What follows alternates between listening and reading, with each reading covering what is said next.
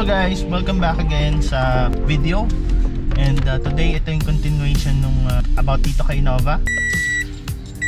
Yan lang yung nabawas. Okay, so yan yung average natin, 13.1 kilometers per liter na average. Range is 439, 44 yung average speed. Ano pa ba? So yung natakbo na natin is 123.6 from the time na nag full tank tayo.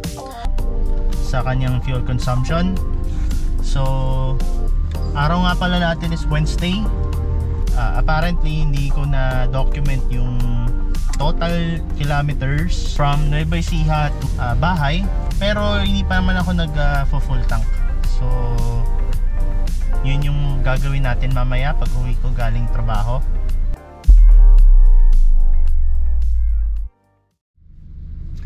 Okay guys, habang iniintay ko yung gasoline boy, update lang tayo before tayo mag-refill. Bali, nagkaroon tayo ng 422.5 kilometers na tinakbo sa ating trip A. That's from Lakeshore to Nueva Ecija, tapos Nueva Ecija going back to Cavite. Tapos ayan, konting ikot sa Cavite, and then here, which is from my work and then up to the gasoline station. Yan. So meron tayong 13.2 kilometers per liter na average fuel economy sa reading ng ating computer. Fuel remaining range na 196 kilometers.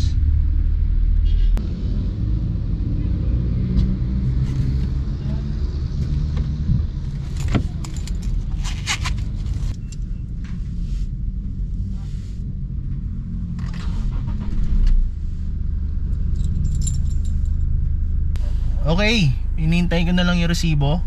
Pero sa machine, ang total na bill natin is 2,075.95. And then 34.17 liters ang kinarga para ma-full tank ulit. So automatic lang yun.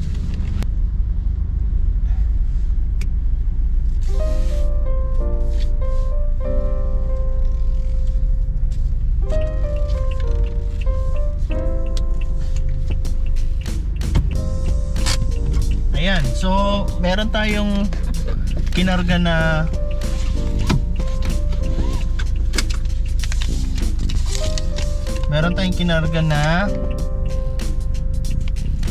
sana ba yan?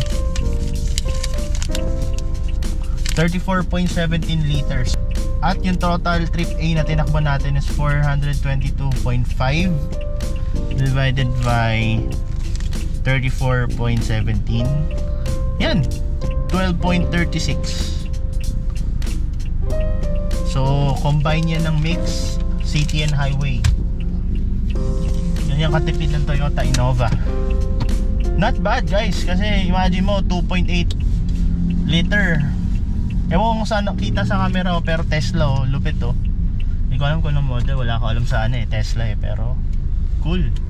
Anyway, ang tipid niya guys, 12 kilometers per liter para sa 2.8 liter na Innova.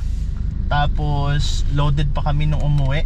Ilang kami nun? 4 adults, 2 bata, plus yung gamit, car seat, stroller, tapos yung additional baggage namin pa uwi, plus pa yung mga na-encounter namin traffic. Hindi siya malakas sa diesel. Mas nakaano pa nga siya, mas naging advantage siya kasi yung makina is 2.8.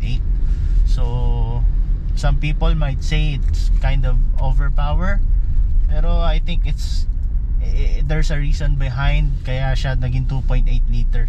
Ayun, so sana natulungan ko kayo sa video na to kung naghahanap kayo about fuel consumption ni Toyota Innova. If this video helped you a lot, please give this a thumbs up, like and share, subscribe on my YouTube channel. Dito ko na lamang tatapusin tong video. Maraming salamat sa panonood. Again, this is POP-PH signing off. Drive safe, ride safe, God bless, and enjoy. Good night. Bye.